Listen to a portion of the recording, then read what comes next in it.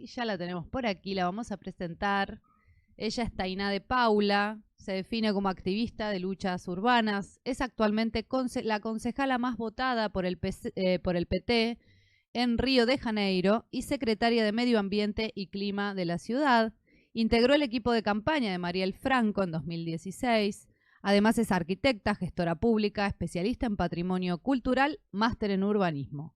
En su trayectoria como activista de luchas urbanas, trabajó en diversos proyectos de urbanización y vivienda popular, gran problema en toda la región, brindando asistencia técnica a movimientos como Unión de Vivienda Popular y Movimiento de los Trabajadores Sin Techo, MCT.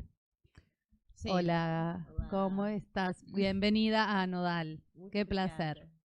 Bem-vinda, es todo lo que sabemos. Pero ella nos entiende? ¿Vos? Claro.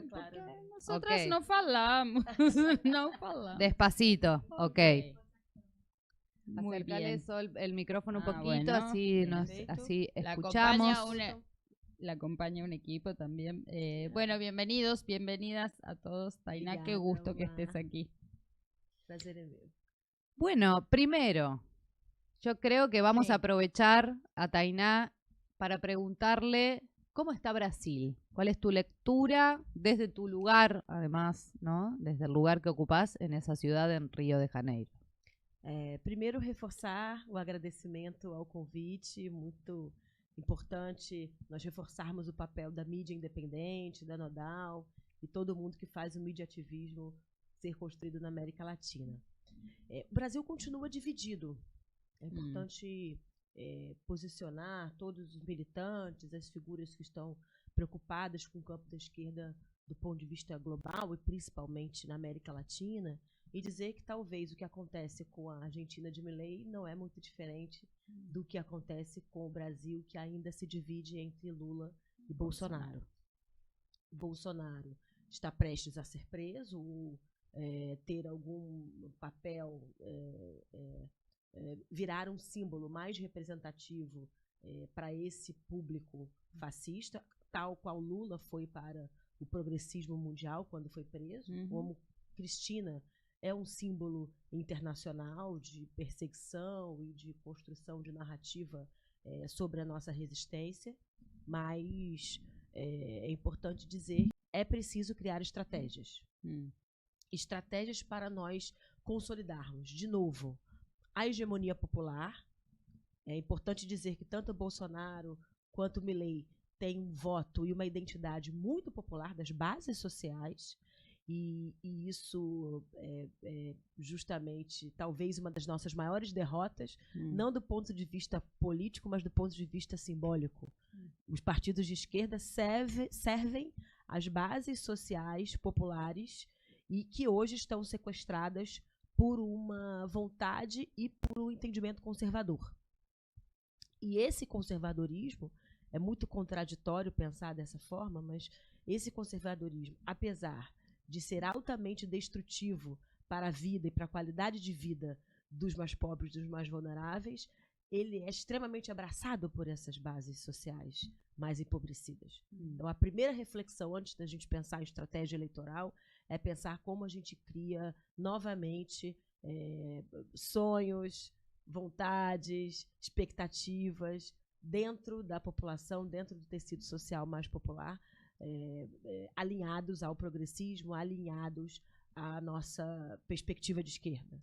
¿Crees que puede tener algo que ver este abrazar popular al conservadurismo, a los líderes de derecha, de ultraderecha, que nosotros podríamos decir fascistas, pero que se presentan como una alternativa, ¿no?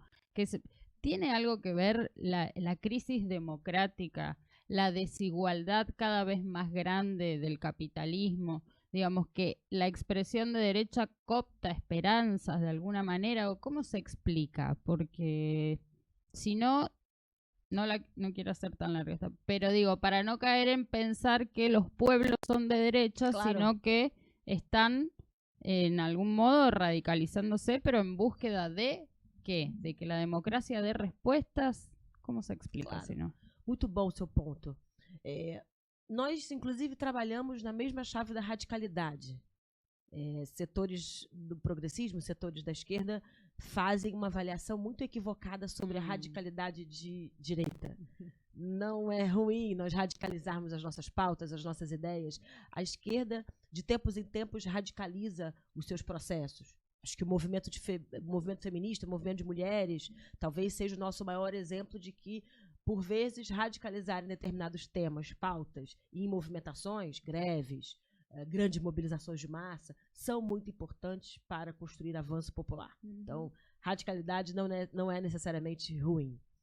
Mas é fundamental nós entendermos o que aconteceu neste tempo, num tempo onde as redes sociais, o pós-Covid, fez com que o individualismo operasse muito para o capitalismo. As pessoas estão mais precarizadas, as pessoas estão mais distantes dos espaços de discussão público. E aí é fundamental dizer da origem do movimento da esquerda, dos movimentos de esquerda como um todo, que estão nas bases de associação comunitária e nas bases das associações de trabalho, sindicatos. Sem essas duas, vamos dizer assim, sustentações e bases de encontro, bases de espaços de reflexão e, na verdade, de construção de novas ideias de esquerda, obviamente nós temos menos pontos de incidência, de diálogo, como a direita tem. A direita se encontra nas igrejas, movimento neopentecostal na América Latina, no sul global como um todo, mas principalmente nas Américas, é muito forte. E eles estão presentes no cotidiano dos territórios como nós não estamos, do ponto de vista desse cotidiano, inclusive do cotidiano de assistência. Eles fazem uma dupla entre Estado, Milei faz muito bem isso. Milei desconstrói a estrutura do Estado, a assistência social, o cuidado com a população, para que automaticamente a população ou adoeça mentalmente, ou a doença do ponto de vista da precariedade da sua vida. Quem dá esse suporte? Quem está mais perto dessa população para lhe sustentar quando o Estado lhe falta? A igreja, o vício agudo, álcool, drogas, a drogadição na América Latina já é um problema estrutural. Um problema estrutural. E que é fruto dessa fragilidade do Estado, a ausência de saúde pública específica para esse drama, a ausência, obviamente, de bem-estar social e econômico, e, obviamente, a fragilidade mental que a ampla maioria das pessoas mais pobres vive. Então, nós estamos adoecidos individualmente e coletivamente e sem alternativas de suporte do Estado, porque estes governos, à direita, destroem toda e qualquer possibilidade de suporte que o nosso povo tenha. Então, como construir uma fala, como a esquerda constrói, de reunião, de encontro, de organização, de pensamento, de reflexão, quando lhe falta comida e necessidades básicas. Nós temos essa grande contradição a resolver. Bueno, clarísimo. Tainate, en este contexto que bien nos definís, en esta crisis que nos obliga a repensar qué Estado, ¿no? ¿Para qué? ¿Qué rol tenemos también quienes ocupan un lugar, ¿no? Que ha votado el pueblo, en tu caso el pueblo brasileño, en una ciudad muy importante? ¿Cuál es tu tarea allí, en Río de Janeiro? ¿Qué haces específicamente como parte de este proyecto político que, bueno, a nivel nacional, obviamente, encabeza Lula? Eu faço parte de uma geração, talvez Marielle seja o maior símbolo dessa geração que eu me enquadro, de mulheres de origem de favela, de origem popular, que se colocam nos espaços de poder. E desde 2013, nós tivemos ali as jornadas de junho, o início do golpe em Dilma, mas também a consolidação do movimento de mulheres no Brasil. E isso, na minha opinião, foi um grande movimento irreversível, diferente das outras ondas feministas. Hoje é impossível no Brasil haver uma eleição onde não hajam mulheres negras bem votadas. E isso se deu muito a partir daquela década, daquele contexto onde as mulheres negras protagonizaram as cenas de resistência na política.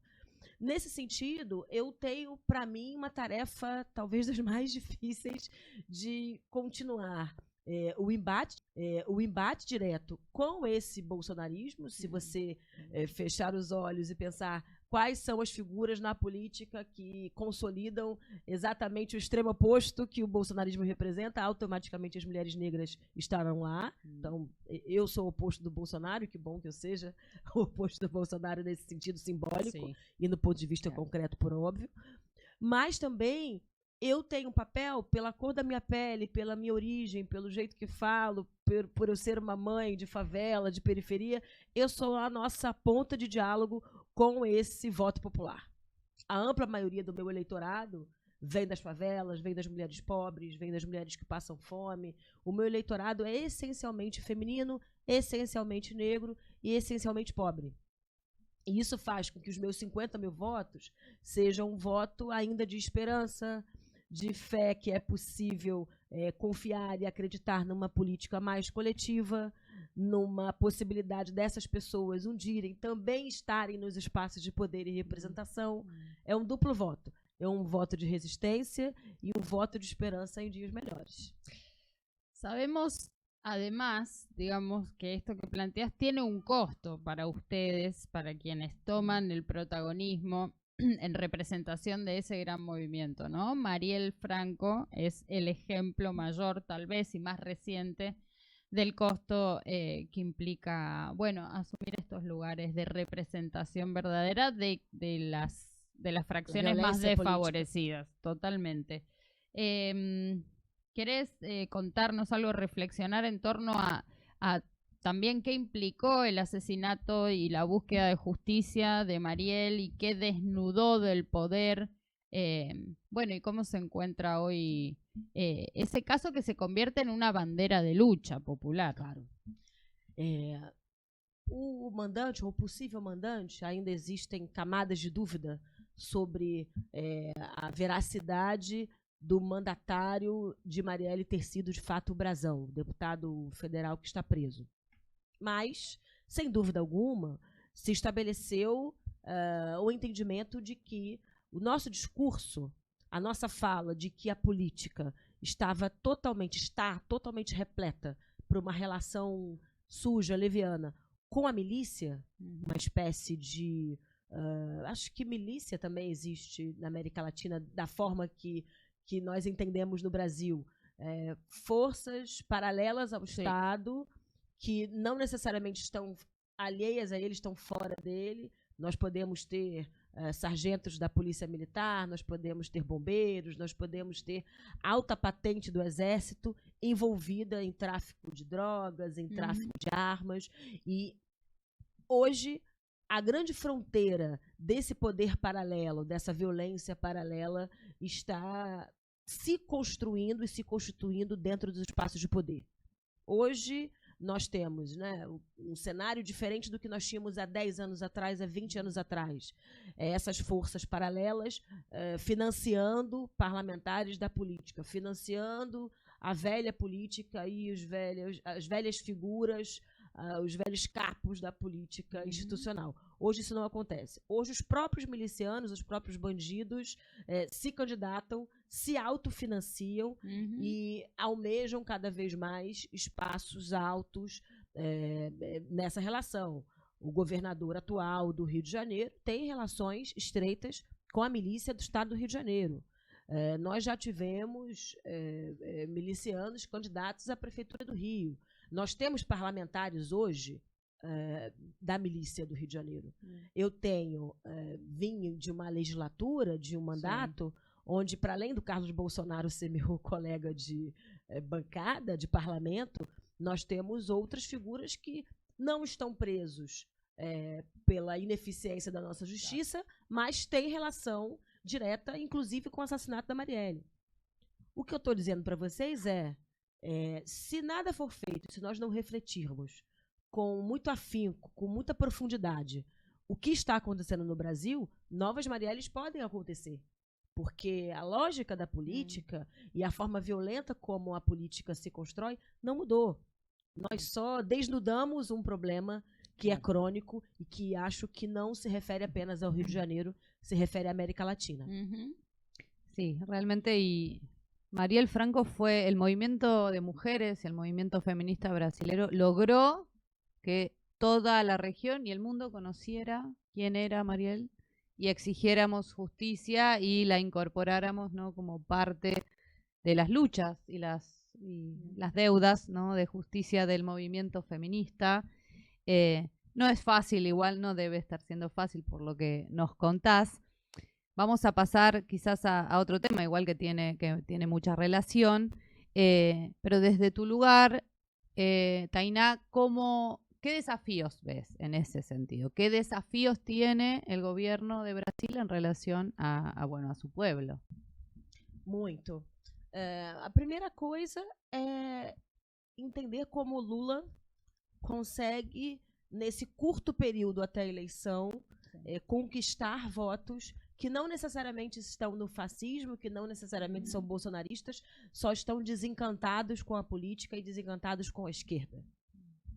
E isso versa sobre o lulismo, é sobre a imagem Lula como um líder de 80 anos que já foi testado tantas vezes, que já passou por tantos processos desse país, continua conseguindo conquistar novos brasileiros. Acho que esse é um grande limite y es un debate. Y creo que es un debate que además aplica directamente a las representaciones populares del resto de América Latina, Claro. ¿no? Cómo Exato. volver a convencer, cómo volver a representar. Exato. E eu quero passar um caminho, que já tive a oportunidade e a honra de falar diretamente com o nosso presidente, que é uma estratégia que fala sobre comunicação digital. A gente fala muito da crise da comunicação da esquerda, como a esquerda deve falar, como ela deve se posicionar. Existe uma crise geracional posta, que não fala somente sobre a idade do Lula, mas como a nossa esquerda, os vários Lulas que temos, do ponto de vista do que pensam, de como formulam, de como se organizam, conseguem organizar jovens. Como nós inserimos novas lideranças nesse processo? Como o Lula, em vida, consegue posicionar novas lideranças? Novas lideranças significam dizer as suas redes sociais, as suas bases sociais, o seu modo de vida, as suas perspectivas, a sua cultura, a sua ideia de sociedade, de bem viver. Então, é fundamental que a gente aprenda a fazer um novo arranjo institucional que passa pelo rearranjo das esquerdas. Não necessariamente o PT precisa ser visto como o único partido, o PT precisa ser o símbolo que traz outros partidos de esquerda, que seja, de fato, um bloco, ou uma frente, ou uma discussão mais ampla para além da esquerda. Isso é muito fundamental de nós resgatarmos como um partido de esquerda, como a frente de esquerda consegue trazer uma frente mais ampla para governar o Brasil no próximo ciclo até 2030. E no outro ciclo, como a gente pensa nas nossas pautas mais radicais, que não podem ser soterradas. Como a gente volta a falar de aborto, como a gente volta a falar das mulheres negras no poder, como a gente volta a falar de acesso à terra e acesso à justiça. Nós, de certa forma, a esquerda se apequenou entendendo que era melhor, mais estratégico, diminuir e abafar suas pautas radicais em detrimento de um todo, de um centro, quando a direita fez justamente o oposto. A direita radicalizou nas suas pautas e afirmou as suas posições. E é muito comum no Brasil, e até o meu próprio eleitorado, admitir: Tainá, eu gosto de você, mas o PT não fala das coisas que você fala. Tainá, eu gosto de você porque você fala a verdade, mas a esquerda não está falando a verdade. É preciso que a gente não tenha vergonha de admitir o que nós somos. Nós somos socialistas. E não tem problema de admitir que nós sonhamos com o futuro socialista. Eu sou a favor do aborto. E não tem problema ganhar o respeito de pessoas que não acreditam no aborto como instrumento de direito reprodutivo, mas que me respeitam porque eu sou defensora de um posicionamento, de uma pauta, de uma ideia. Então, acho que o nosso grande desafio é garantir que as ideias de esquerda não se apequenem frente à conjuntura.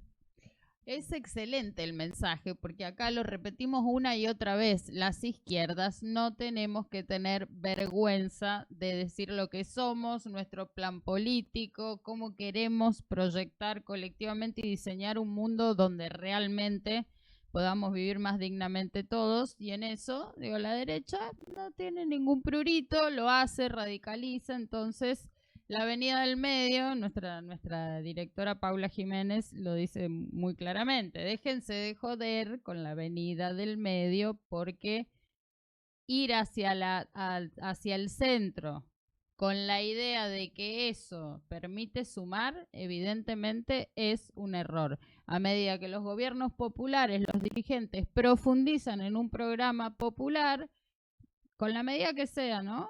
Captan más voluntades, captan más intención de voto. En definitiva, representan más al pueblo que los puso allí. Y sí, hay que ser valiente para enfrentar en Chile el poder. se está viendo, ¿no? Cómo mide la candidata del PC, que además es mujer, que abiertamente se posiciona comunista, abiertamente defensora de Cuba, de Venezuela, y así está, ¿no? Yendo a encabezar las encuestas de las próximas elecciones presidenciales. Y yo pensaba cómo estamos siendo las mujeres las que, ¿no? As mulheres já nascem radicais. Ay, sí. No tenemos privilegios en ningún lado. Claro, ¿no? Y es el movimiento, además, que la derecha ha elegido como su principal enemigo. No sé si allá, en términos de propaganda mediática, le sucede. Acá en Argentina, o explícitamente, el presidente apunta contra el movimiento feminista, la comunidad LGTBIQ+, o disidencias sexuales. Digo, específicamente apunta y además destruye o intenta destruir todas las políticas que se han conseguido en materia de igualdad de géneros en nuestro país. Pero la derecha ya sabe quién es, ¿no? El enemigo o este movimiento que está, creemos, dispuesto a radicalizar. Somos nosotras, ¿no? Exacto. Creo que sos un ejemplo también. Exato. En el Brasil, de cómo, bueno, obviamente, si no lo entienden nuestras propias filas, ¿cómo están en ese sentido? El gran espacio político, ¿no? El movimiento popular, ¿cómo está en términos de discusiones de igualdad de género? Digo, nosotros acá hemos avanzado mucho, pero nos falta. Se nos ha responsabilizado a las feministas de la derrota o de la victoria de Milei, ¿no? Porque fuimos muy a fondo, nos dicen. Nos radicalizamos demasiado, ¿no? Y ese fue el elemento por el cual la derecha termina gobernando este país. ¿Cómo están ustedes en esa discusión? ¿O cuáles son tus reflexiones? Sí, porque recién decías esto de hay una situación que se repite más allá de los avances, pero meterte un poquito más con la reflexión. As mulheres no Brasil continuam sendo a ponta de lança de vanguarda, de resistência, porque justamente isso, elas têm nada a perder e radicalizam. E a esquerda continua errando, acreditando as mulheres, aos negros. Existe um movimento negro muito forte no Brasil, junto ao movimento LGBT, o movimento indigenista no Brasil é muito forte. Esses movimentos são lidos como movimentos identitários, que não priorizam a discussão de classe, que não priorizam a organização institucional. Porém, é desses movimentos que vem o maior posicionamento e a maior defesa do campo de esquerda. Então, isso automaticamente, para nós, é uma grande questão e contradição. As mulheres brasileiras, elas lutam contra o fascismo e muitas vezes contra a própria esquerda. Claro. Que tem vergonha e não entendem a importância, o protagonismo e o papel das mulheres, né? Infelizmente, o machismo e a misoginia não necessariamente acompanham o espectro político, porque isso versa sobre poder, poder versa sobre protagonismo, e o protagonismo está em disputa. Principalmente entendendo o que acontecerá no 2030. Espero que aconteça só no 2030, que o presidente Lula se reeleja e que a nossa discussão de sucessão seja apenas em 2030. E 2030 vai ser uma virada de chave muito fundamental. Qual será a nossa próxima liderança? Quem estará mais preparado? Teremos uma mulher? Teremos um homem? Teremos... que figura dentro dos movimentos sociais irá coesionar e dialogar o pós-lulismo e, obviamente, o que é essa bagagem lulista no seio da população. Nós não temos ideia de quem é essa figura e como ela estará posicionada. Mas nós fazemos e entendemos a dimensão que o movimento social e o setor social na esquerda que estiver melhor posicionado e mais organizado tende a influenciar muito essa figura e posicionar muito bem essa figura. Então, não estou dizendo que necessariamente teremos uma mulher presidenta em 2030, mas acho muito improvável que a nossa nova liderança esteja distante das mulheres ou que não tenha a nossa chancela, o nosso apoio nesse processo. Existe uma dívida da esquerda com as mulheres brasileiras. Nós fomos o único setor social que defendemos desde o primeiro momento a presidente Dilma e o golpe.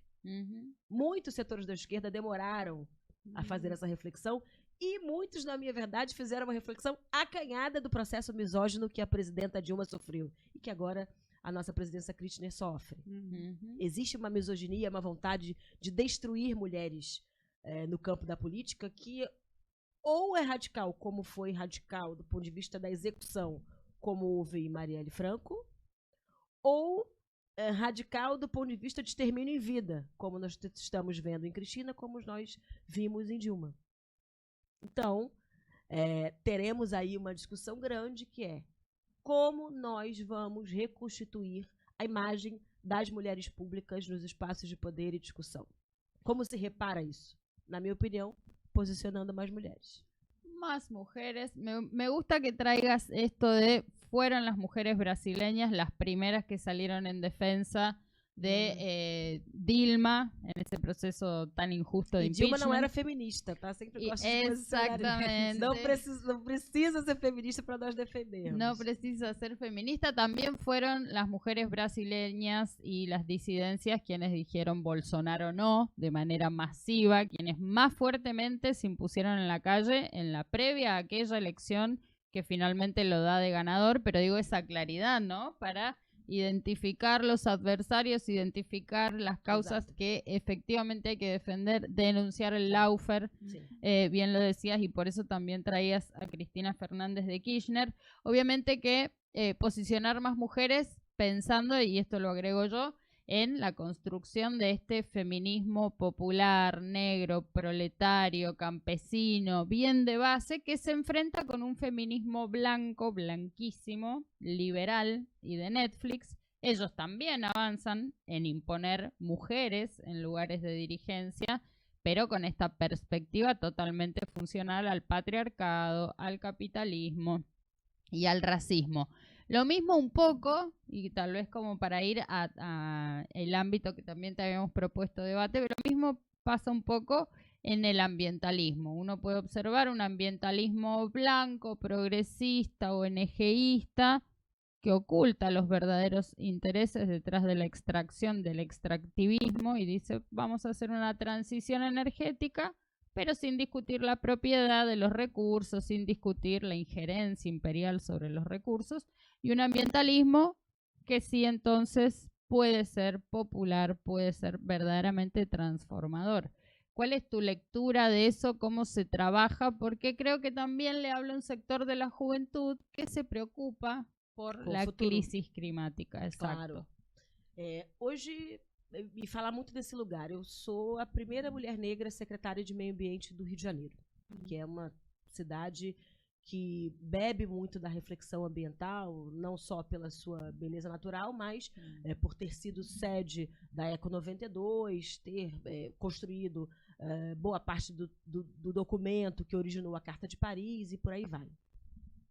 E nesse cenário, quando a gente coloca uma mulher negra como um tambor de ressonância da nossa crise interna, eu sempre fui uma parlamentar que posicionou muito a favela, a discussão do racismo ambiental, injustiça climática, como as grandes chuvas, os eventos extremos impactam esse território, e, ao mesmo tempo, uma grande porta-voz de uma comunidade, de um lugar que nunca era ouvido.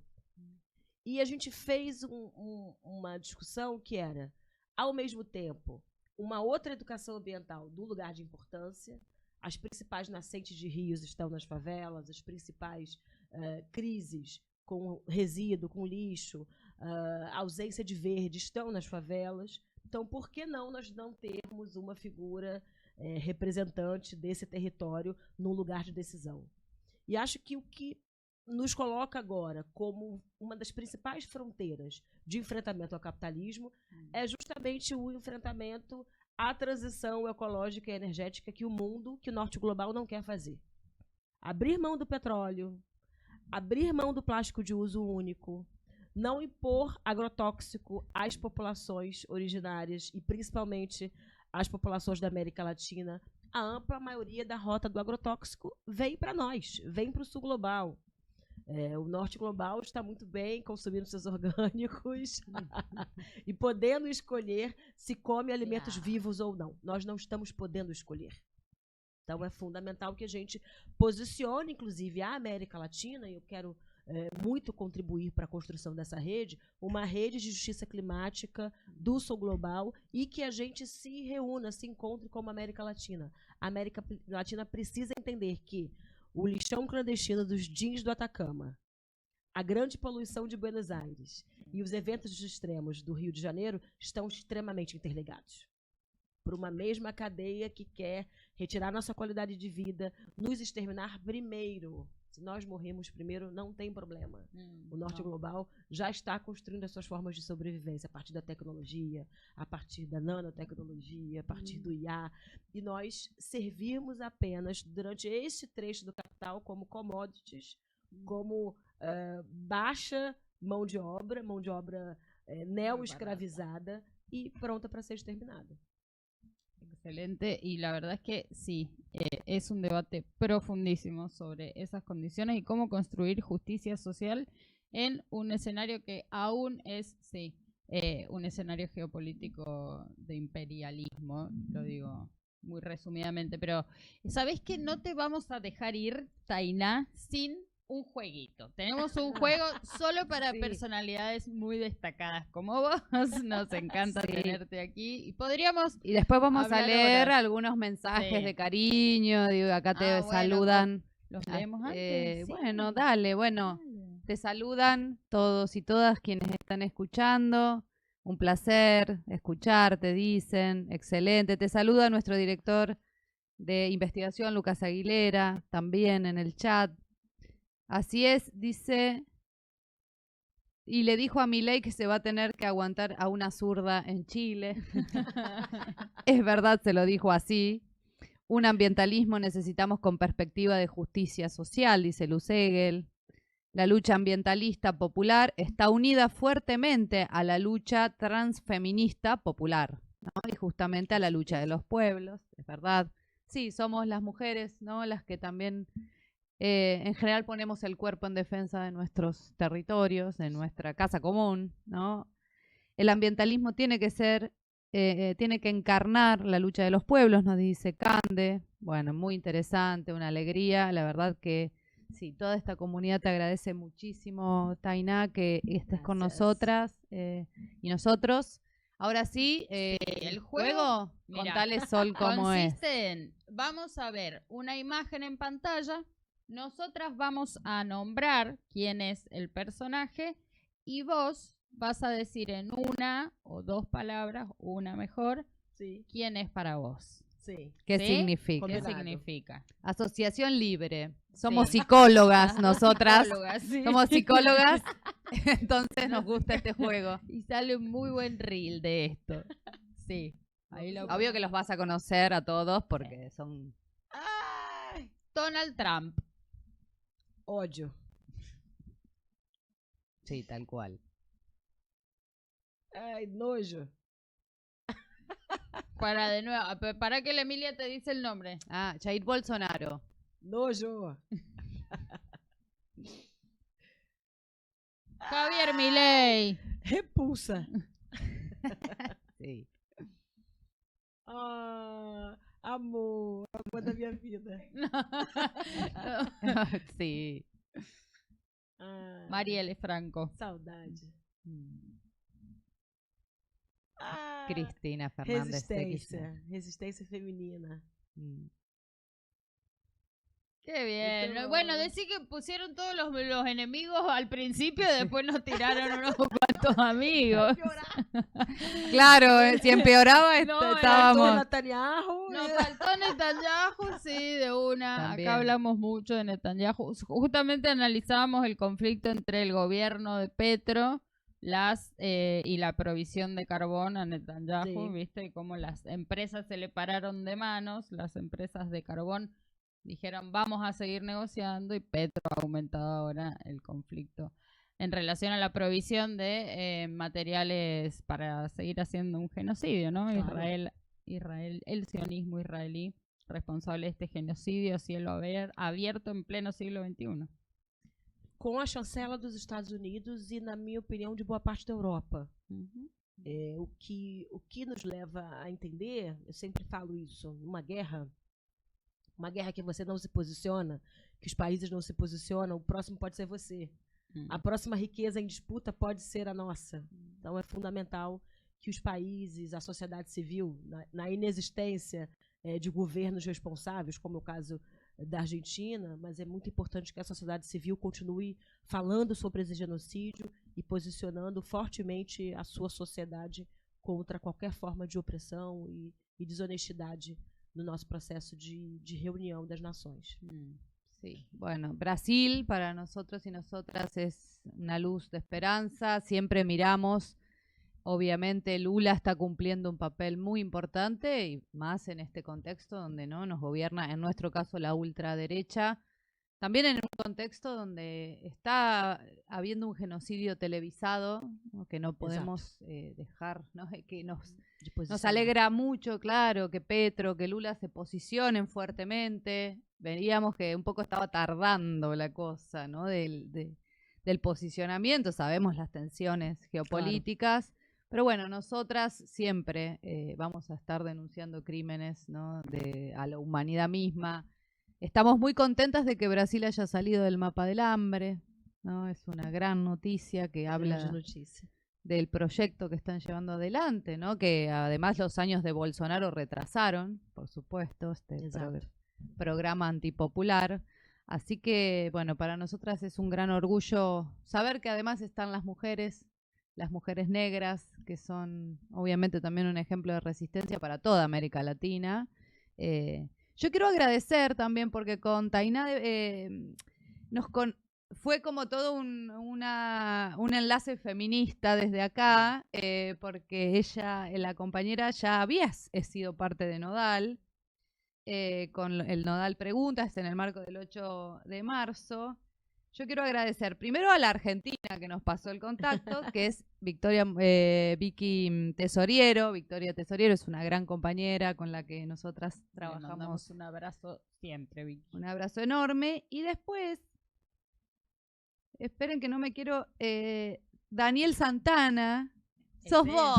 Ahí está. Esta es Daniel. Un placer, Daniel, que ella es compañera que está aquí detrás de cámara. También queremos agradecerte porque así se tejió también esta relación hasta que ahora nos conocemos personalmente y agradecemos muchísimo a todas las compañeras que son parte siempre de conocernos, de saber, ¿no? Encontrarnos también en un proyecto común. Así que, bueno, súper agradecidas y orgullosas de tenerte y tenerlas con nosotras. Sí, claro. Y antes de despedirte, ahora ya sí, que vamos a comentar, porque Tainá está en el marco de un encuentro también que va a tener lugar esta tarde. Hoy sí. Esta tarde. Sí, déjame pasar el chivo, como decimos acá, la publicidad. Vas a estar a las 18:30 horas en CIPREVA, el Sindicato de Prensa de Buenos Aires. Aquí en Cava, en la Ciudad Autónoma de Buenos Aires, lo van a encontrar fácilmente en el Google Maps. Justicia climática se llama el conversatorio. Justicia climática, racismo ambiental y la agenda rumbo a la COP30, que te va a tener como protagonista entonces en este panel internacional contigo, Tainá, secretaria de Medio Ambiente y Clima de la ciudad de Río de Janeiro, nada más ni nada menos, la concejal más votada, parte del Partido de los Trabajadores, mujer, negra, antirracista, feminista. ¿Cuántos habitantes tiene Río de Janeiro? 6.200.000. Claro, o sea, es para siempre cuesta dimensionar cuando hablamos, ¿no? Bueno, una Secretaría de Ambiente de Río de Janeiro, claro, pero con 6 millones de personas, un país entero. Es un país entero. Sí, Es un país entero. Así que, bueno, vayan, inscriban, hay una inscripción, si tienen ganas de participar, no sé si todavía, si hay, Creo que es como- sí, todavía hay todavía lugar, se puede. Sí, bueno, buscá ahí la publicidad que hay, ya te la vamos a mostrar, pero hay un QR para inscribirte. Inscríbanse en el formulario. sindicato también amigo, el sindicato de prensa, también con grandes compañeras que seguramente conocerán allí.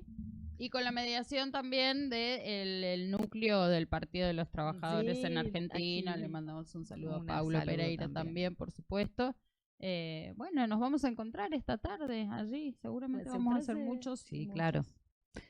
Ya son las 11, se nos pasó rapidísimo el programa. La verdad que, bueno, una gran entrevista. Si recién te sumás y nos estás viendo en diferido también, agradecer a toda la comunidad que siempre nos acompaña. Aprovechen la entrevista.